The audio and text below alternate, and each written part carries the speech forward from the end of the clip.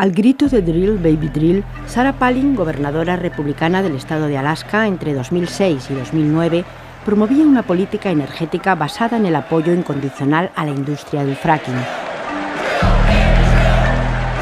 Este famoso eslogan, claramente envenenado para muchos ciudadanos de a pie, se ha convertido, paradójicamente, en símbolo de resistencia de los colectivos antifracking en los Estados Unidos.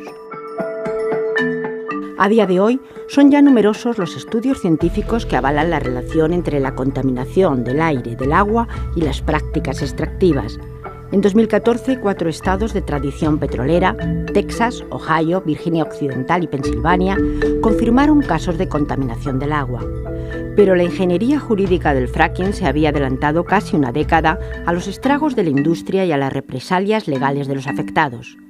En 2005, la enmienda Halliburton eximía a las empresas de la responsabilidad de informar a la población sobre los fluidos tóxicos utilizados en la fractura hidráulica horizontal. Con este entramado legal sin cortapisas, la industria del shale gas se extendía como la pólvora hacia otras latitudes. En España hay un potencial muy importante para hidrocarburos no convencionales, gas y también petróleo no convencional. El protocolo que se hace en una empresa, una vez que se ha decidido sobre una zona que tiene un potencial, donde concurren los elementos del petróleo system convencional o no convencional, se tiene que reservar ese área. Entonces, tiene que solicitar al Ministerio de Industria, en una ocasión, otras a las comunidades autónomas, la reserva sobre esa zona donde va a explorar. Y ahí la empresa que tiene esa reserva adquiere unas obligaciones importantes. Las empresas, antes de comenzar a construir o a realizar cualquier pozo, como bien decía antes, exploratorio y con fines de investigación, están obligados a realizar una serie de estudios, como es el estudio de impacto ambiental, que contiene una serie de subestudios muy detallados de geología del terreno, de aguas subterráneas, de fauna, de flora, etcétera, etcétera. Si bien es cierto que existen normativas europeas que regulan la fractura hidráulica, como las directivas de evaluación de impacto ambiental, también lo es que su laxitud las ha dejado prácticamente sin efecto. A grandes rasgos se traducen en un intercambio documental entre las administraciones nacionales o regionales y las empresas adjudicatarias de permisos de exploración. Esta debilidad legislativa ha sido en buena medida fruto del temor al euroescepticismo británico, que amenazaba con imponerse si se aprobaba una legislación comunitaria para el fracking. Las grandes petroleras norteamericanas aterrizaban así en suelo europeo, con una retórica de venta que encendía los delirios de autonomía energética de media Europa. A ver, desde el punto de vista legal, algo nuevo como esto, como es el fracking, pretende ocupar un espacio amparándose precisamente en grandes vacíos legales que existen tanto en la legislación española como en la legislación europea. Europa ya, digamos, ha renunciado a legislar o a establecer normativas de cumplimiento general en toda la Unión Europea y deja a la decisión de cada país y de acuerdo con su legislación el que acepte o no el fracking o imponga según qué condiciones. En España, claro, la explotación de hidrocarburos se rige en principio por la ley de hidrocarburos, que es una ley muy pareja, paralela a la ley de minería en general. La ley de minería es una de las pocas leyes, quizá la única ley importante a nivel estatal que todavía es preconstitucional, data de tiempos del franquismo, y es una ley que otorga todos los derechos a las empresas y prácticamente ninguno a la población y al territorio en el que esas empresas pretenden asentarse. Dejando a un lado la excepción británica que mantiene firme su apuesta por el fracking en Lancashire, la mayoría de las campañas exploratorias llevadas a cabo en Europa han tocado hueso. Con diferentes casuísticas políticas y geológicas, países como Lituania, Rumanía, Polonia, Dinamarca, Portugal y España han reducido a la mínima expresión sus permisos en activo. Otros, como Francia, Bulgaria y Holanda, han aprobado prohibiciones o moratorias.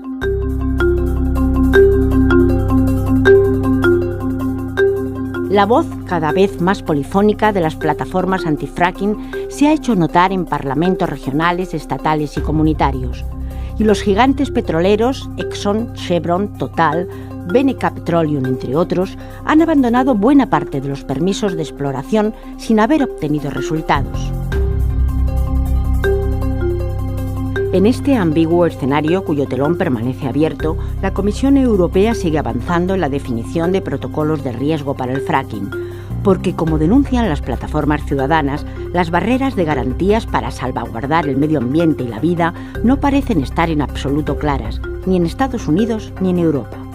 Y las primeras consecuencias para la salud humana y los ecosistemas de los territorios fracturados comienzan a saltar a la palestra.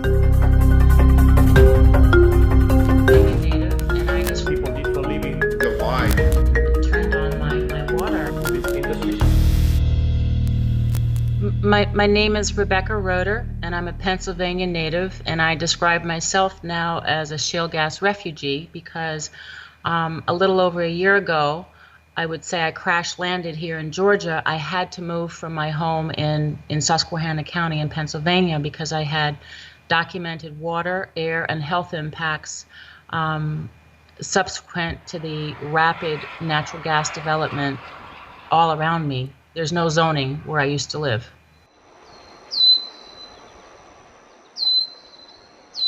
My normal life in rural Susquehanna County before shale was clean air, wonderful water.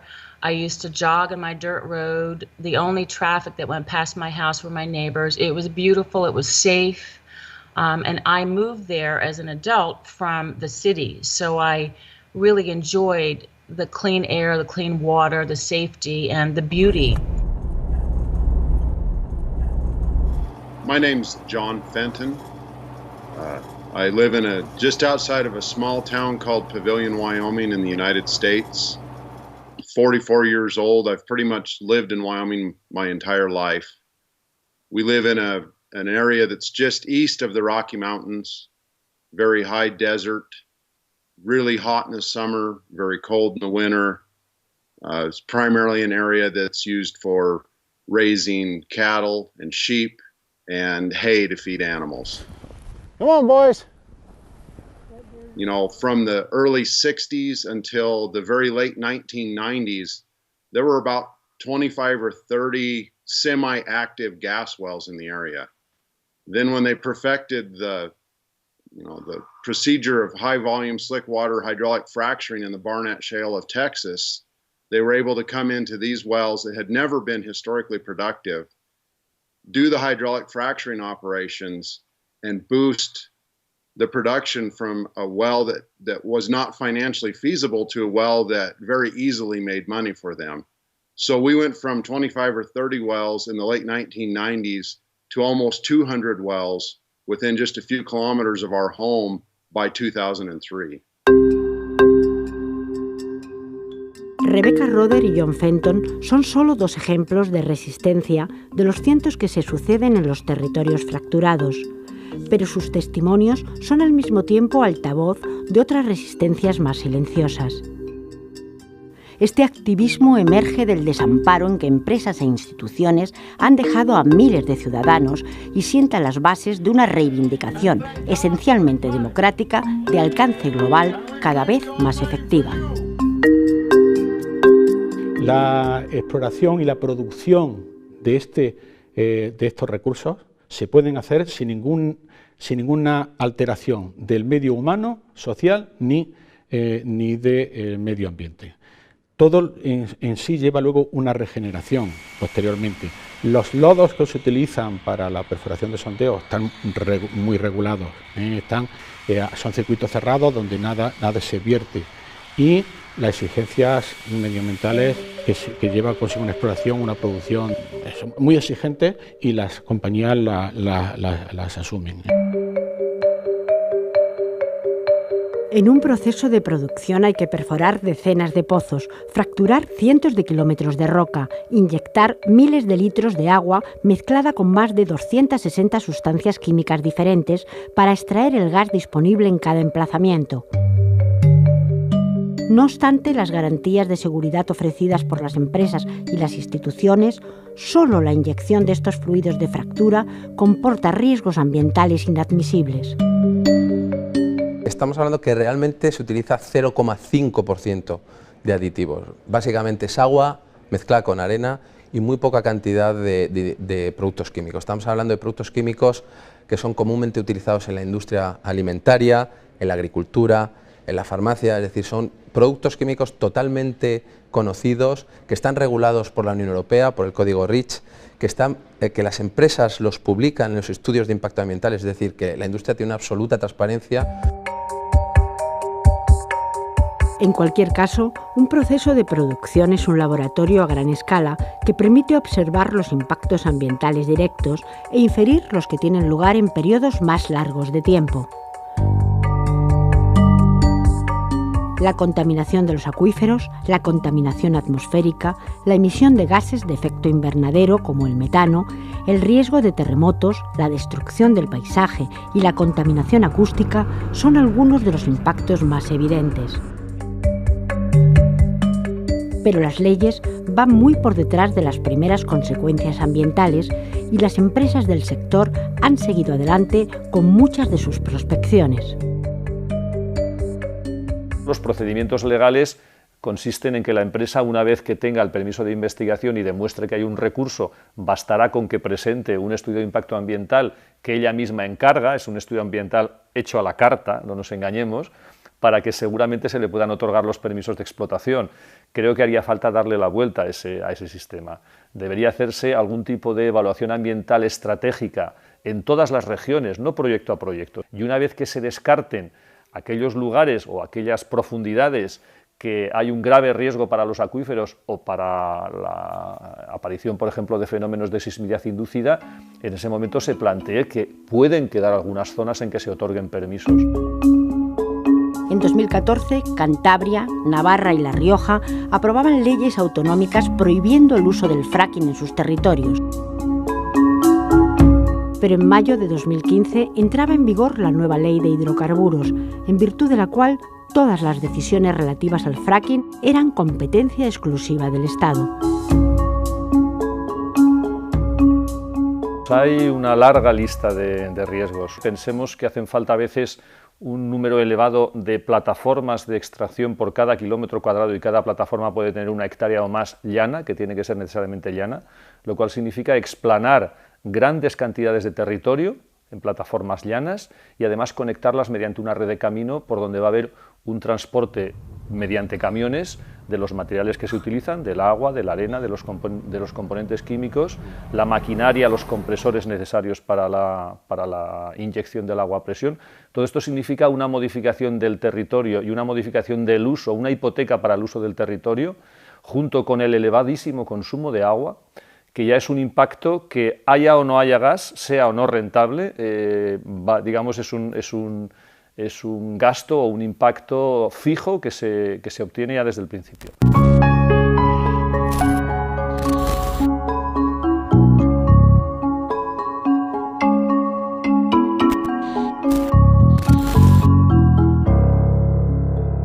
A lot of this happened in the winter.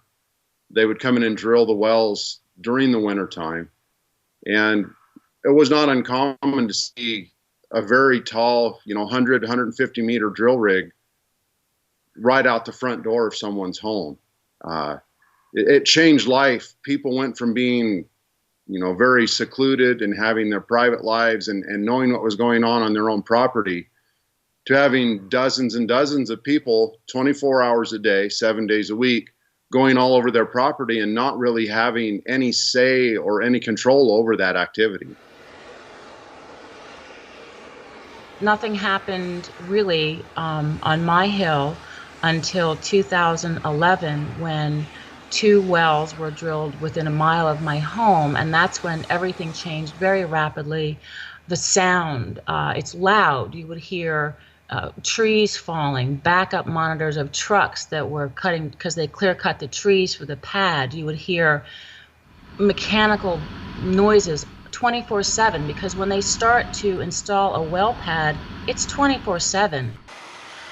just with the traffic on my road, I went from having a couple cars a day to having 2,000 a day. There were helicopters that were hovering low, and they dropped bundles to the ground. So you felt like you were being invaded. Luego estarían ya los riesgos derivados de la contaminación. Contaminación que puede producirla el propio gas que tratamos de extraer y no controlamos y se nos escapa a la atmósfera. La contaminación que producen los propios aditivos químicos que se añaden al agua y algunos de los cuales que se han empleado hasta ahora y probablemente siguen empleándose son nocivos, tóxicos, algunos cancerígenos.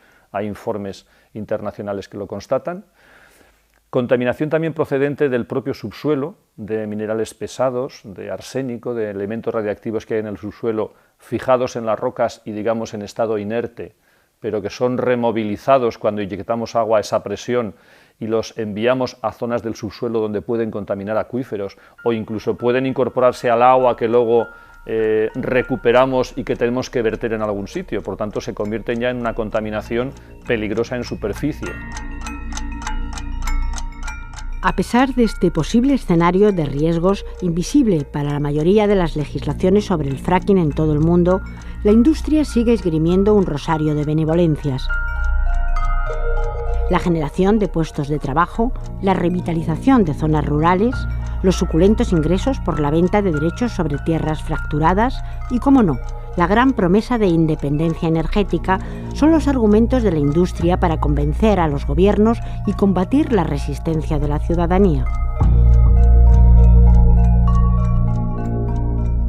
Para que te hagas una idea, la realización de estos estudios de impacto ambiental, como antes decía, que estamos hablando de hacer papel, básicamente es información, escribirla en papel, las empresas están empleando alrededor de 50 personas, únicamente para realizar un estudio.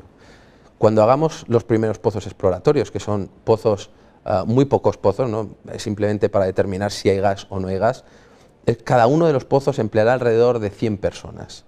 Hablamos de personas in situ, de las cuales un 85% serán personas, será empleo local y regional. En Estados Unidos hay 25.000 equipos de perforación. Cada equipo de perforación es tecnología y es materiales, es venta de producto, exportación de producto.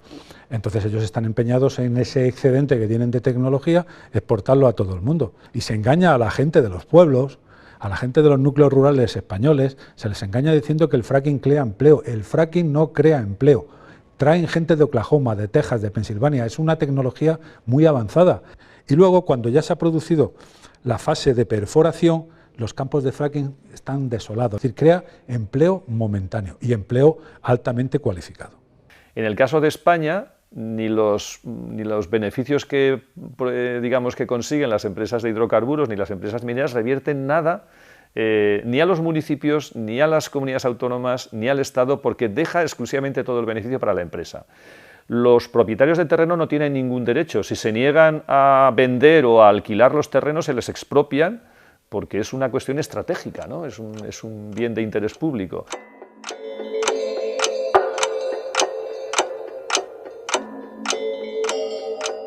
En este sentido, y si miramos al espejo de nuestro padrino americano, hay que decir que a pesar de su probada experiencia perforadora, se sabe muy poco de los peligros ambientales asociados con los fluidos de fractura.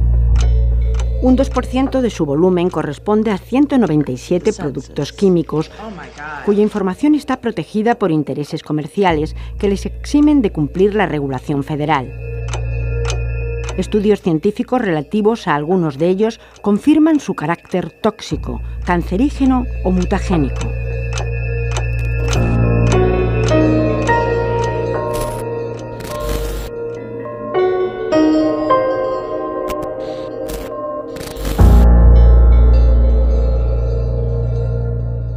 In 2013, I had all these medical symptoms that were documented. I had ulcerated gums. I had a lesion, a hard lesion on my palate.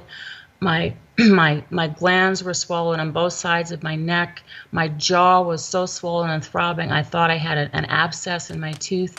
my skin was itchy and driving me nuts, and I thought I was getting an ulcer from the stress just of living in this rapidly developed gas field with so much rapid change. It's very stressful because you lose your sense of safety and normalcy. So on April 3rd, 2014, I turned on my water at night to do dishes, and it smelled like chemicals. It took my breath away. When I sniffed the water, it made my throat get tight. It took my breath away. I drew, and I didn't want this to be happening because, you know, when you lose your water, it's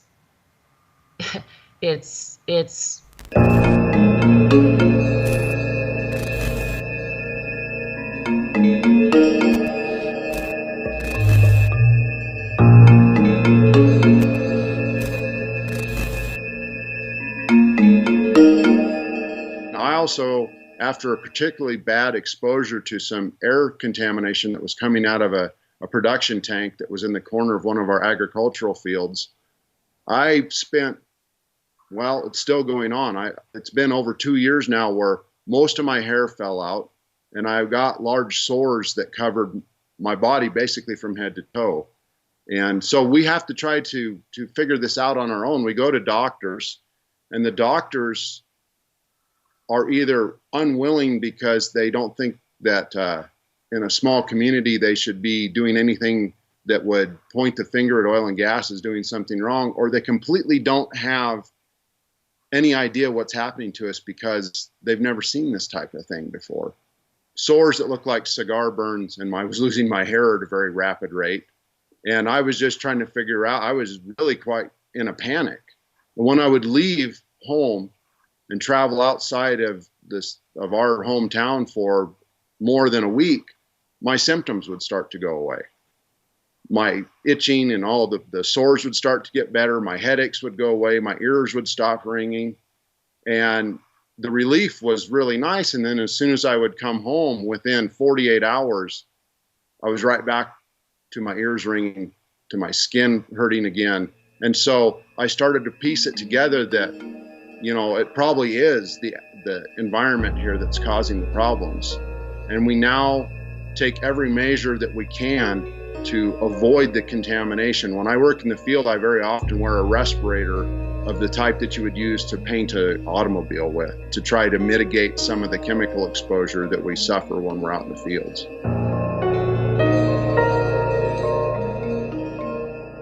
Un reciente estudio de la National Oceanic and Atmospheric Administration, NOAA, y la Universidad de Colorado determinó que en la cuenca Denver-Julesburg las fugas de metano a la atmósfera han alcanzado un 4%. Los informes de las empresas perforadoras, que a regañadientes reconocen estas fugas en solo un 2% de sus operaciones, han quedado una vez más en entredicho. Si consideramos además que el metano tiene una capacidad de efecto invernadero 34 veces superior al dióxido de carbono, este margen de error que se concede a la industria es, a todas luces, desmedido.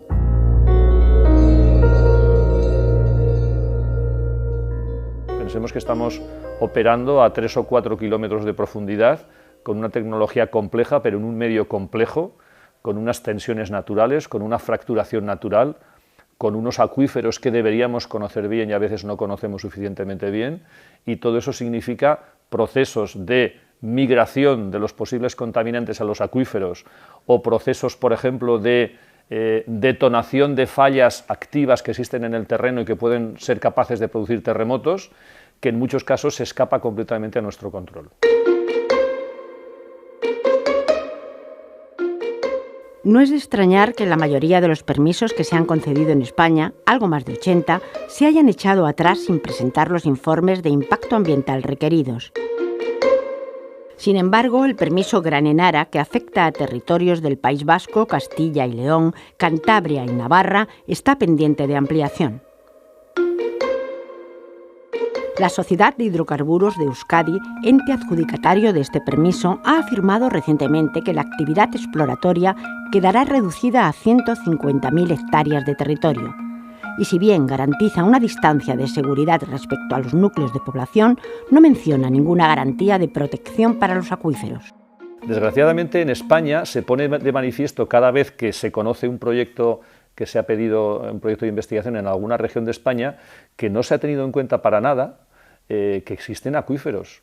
De hecho, tanto en la zona cantábrica, en Cantabria, norte de Burgos, País Vasco, donde puede que haya reservas importantes en el Jurásico, quizá en el Cretácico, resulta que están muy cerca de los acuíferos importantes que tenemos allí.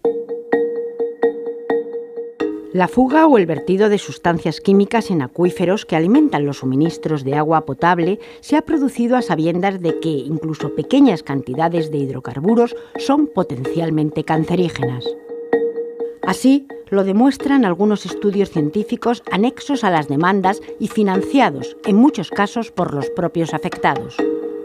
Pero la industria prefiere mirar hacia otro lado, desplegar estrategias que neutralicen las críticas y, en definitiva, seguir fracturando.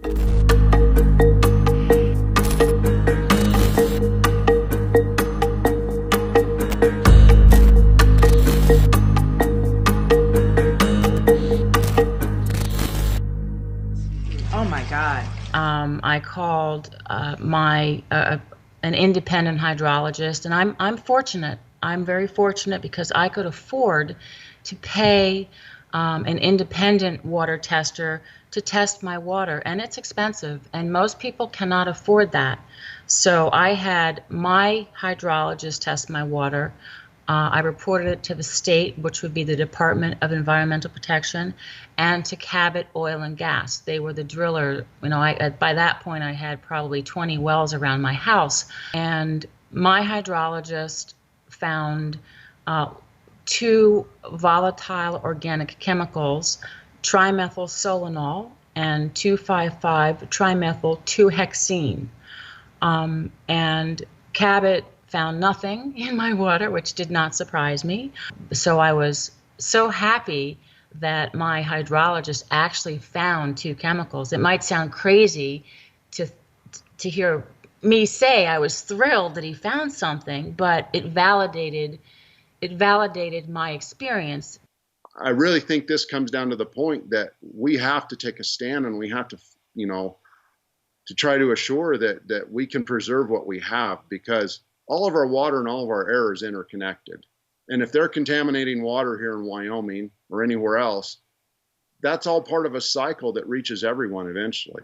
And we have to start to take responsibility for the things that we're doing.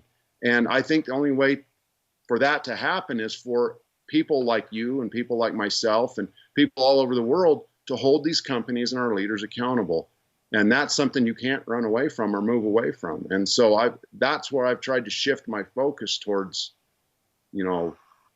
helping to build the movement behind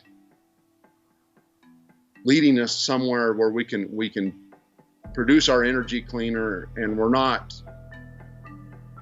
destroying people's basic human rights and dignities for a company to get rich by drilling fossil fuels out of the ground.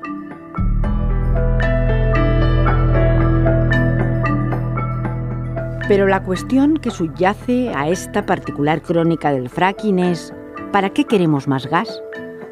¿Por qué eclipsarnos ante hallazgos tecnológicos que prometen la cuadratura del círculo cuando tenemos energías renovables en abundancia?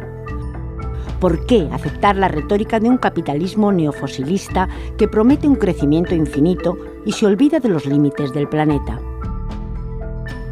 ¿Por qué escuchar el canto de sirenas de la independencia energética cuando debemos emprender un camino más corto, más simple y menos cruel?